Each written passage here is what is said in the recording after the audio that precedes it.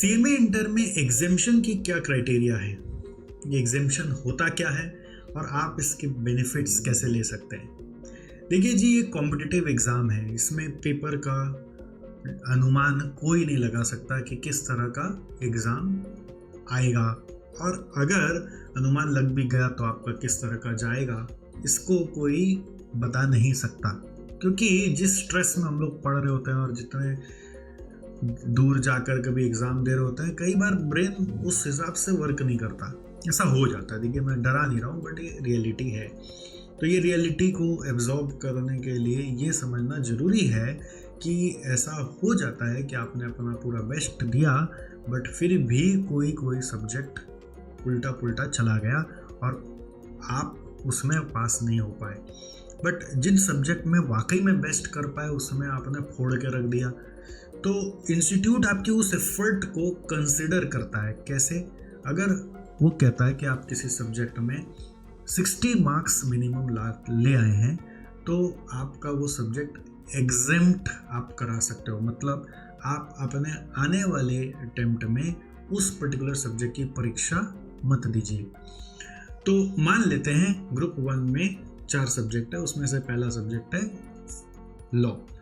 आपको इतना अच्छा समझ में आ गया था कि आपने इतने अच्छे से पढ़ा और उसमें आपका 65 मार्क्स आ गया, ठीक है।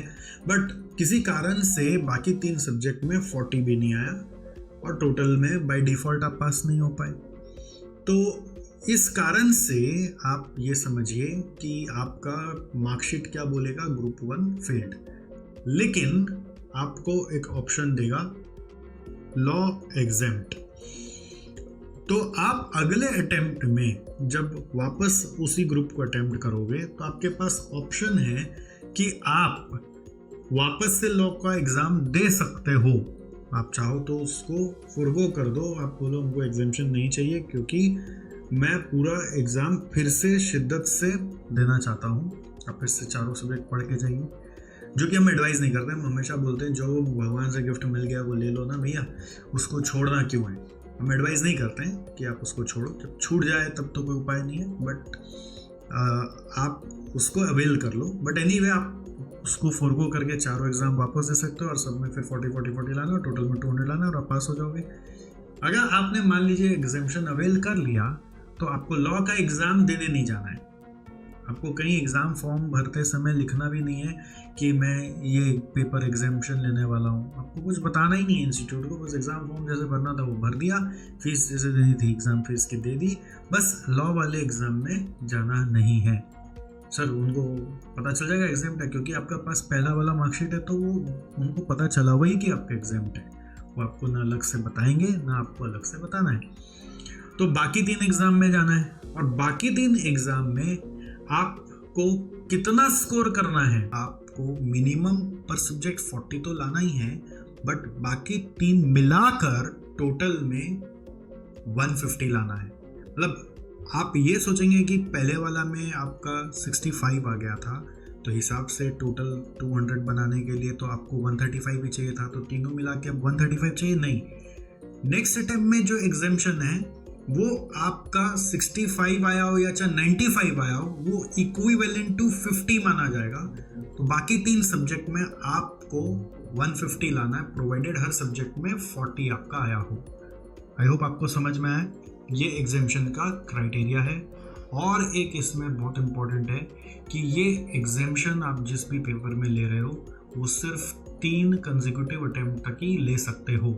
तो यानी नेक्स्ट 3 बार के अंदर पास हो गए तो वो पेपर नहीं देना पड़ेगा, नहीं तो चौथी बार तो आपको वो पेपर फिर से देना पड़ेगा। अगर आप 3 कंसेक्यूटिव अटेम्प्ट में लगातार एग्जाम ही नहीं दिए, एक में एग्जाम दिया, दूसरे में नहीं दिया, तीसरे में दिया और चौथे में जाओगे तो दूसरे अटेम्प्ट में एग्जाम नहीं दिया था ना, तो वो फिर लैप्स हो जाएगा। मतलब एग्जाम भले आपने 2 बार दिया, बट 3 अटेम्प्ट के बाद आप चौथे में गए ना, तो भी वो एग्जाम्पशन लैप्स हो जाएगा। तो ये भी ध्यान रखना है कि एग्जाम्पशन अगर मिला तो वो 3 कंसेक्यूटिव अटेम्प्ट तक मिलेगा। अगर एक बार एग्जाम नहीं दिया तो फिर एग्जाम्पशन लैप्स हो जाएगा। तो इन सारी बातों को ध्यान में रखते हुए आपको अपना पासिंग क्राइटेरिया दिमाग में रख के अपना एग्ज़ाम देना है। मोस्ट प्रॉमिसिंग तरीका होता है दोनों ग्रुप देना। अगर वो नहीं दे पाते तो ग्रुप बाय ग्रुप देना। अगर एग्जेम्पशन आ गया तो अवेल कर लेना, बट एग्जेम्पशन ले लेकर पास करने का बिल्कुल भी मत सोचना।